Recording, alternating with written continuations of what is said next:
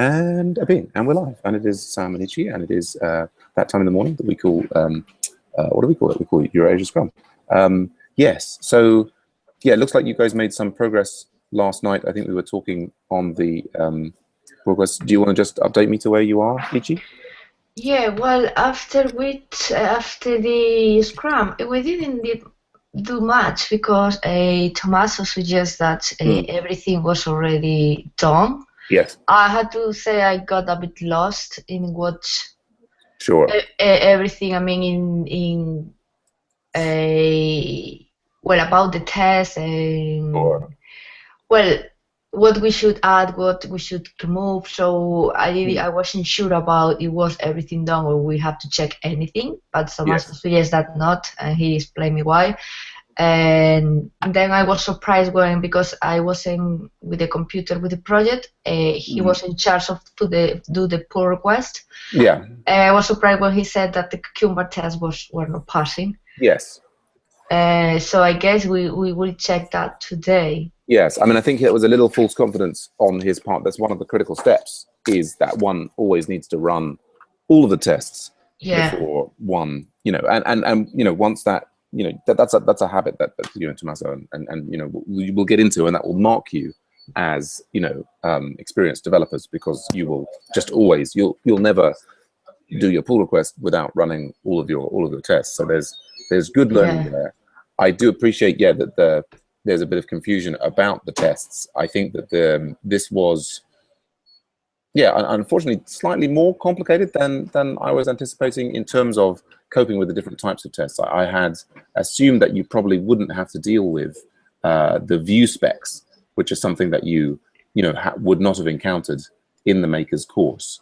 But so I mean, there's this. You're of course familiar with the model view controller, the MVC of you know, Rails and so many other things, right? Yes. So I mean, what there is this with Rails, it's set up so that you can do tests of your models and tests of your controllers and tests of your views, and they can all operate independently. So there are effectively 3 types of unit tests that you can do in Rails. And that's something, you probably haven't necessarily encountered before. No, but you sent me a nice article of the robot through the, how is the name? Yeah, the thought bot. Should have matches, yes. Yeah, and that was very interesting because it explained you every single test you have to do in Rails in a whole project. Yes, right.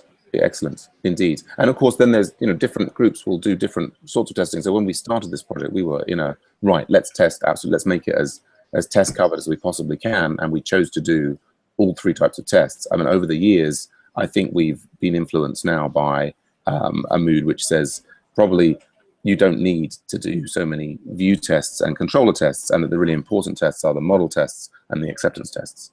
But so, you know, this is good practice, I think, for you to an extent to do. You're dealing with legacy code here. Yes. So what you have, the situation that you have now here, which I replicated on the train on the way home, is that basically, so we sorted out that issue with the failing view spec yesterday,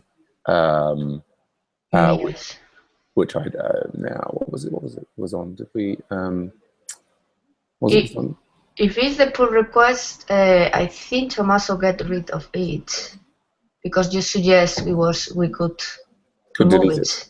Okay. Yeah. Yes. Okay. Yeah.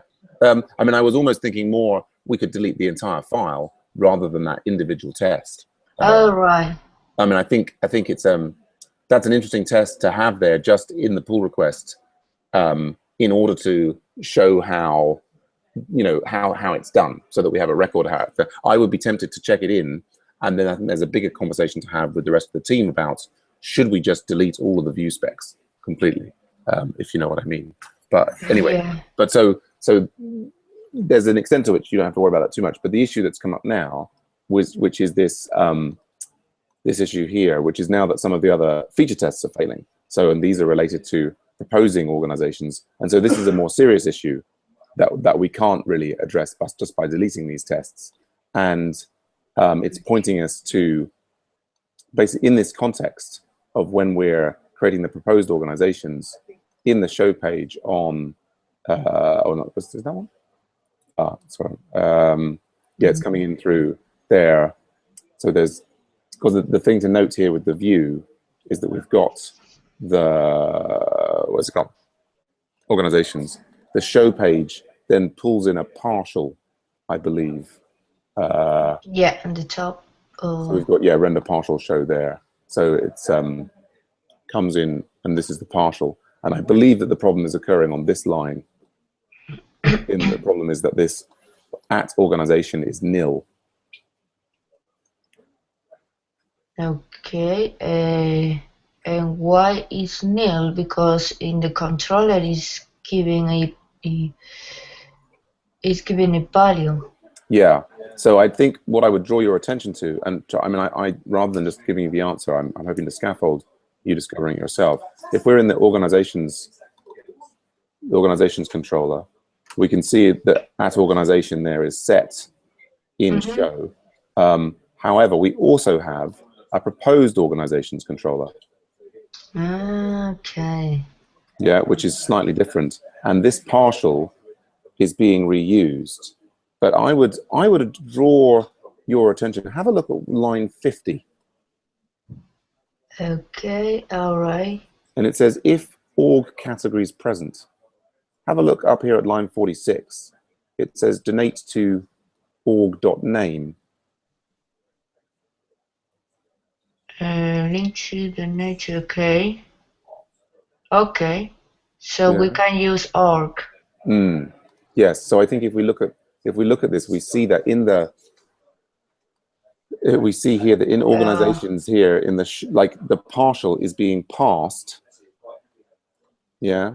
Okay. A local variable for us to use, and in proposed organizations again, it's being passed through.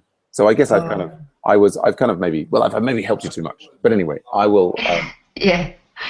You gave me the solution, I think. I did too much. I'm sorry. I'll try and save some other more difficult problems for you to work on in the future. No, it's okay. For me, it's good because I don't think I would realize about the error. Well, and so, but the mechanism for, you know, the way that I do that is, you know, we've got this failure here on line. It's like proposed organizations show.html line 7, which is proposed, which is here. So the critical thing. I mean, I think you could have discovered this yourself, but what you would have had to do in a sort of rigorous sense is first go to this line, yeah, show html.erb7, and carefully look at all, not just the partial bits, but what's happening here with the locals, yeah. Okay. And then go on to here, show.html.erb55, and see and notice these things, which, you know, might have taken a while, but that's effectively the process. Is you want to, before jumping in, kind of very rigorously go back step by step through the stack trace that you're getting, and go and look at those lines and try and see if you can kind of follow the logic of what's happening. Okay. Anyway, so maybe I can leave that with you. I don't know if Thomas or Meads will be around. We'll see. But maybe you can have a go. So you can.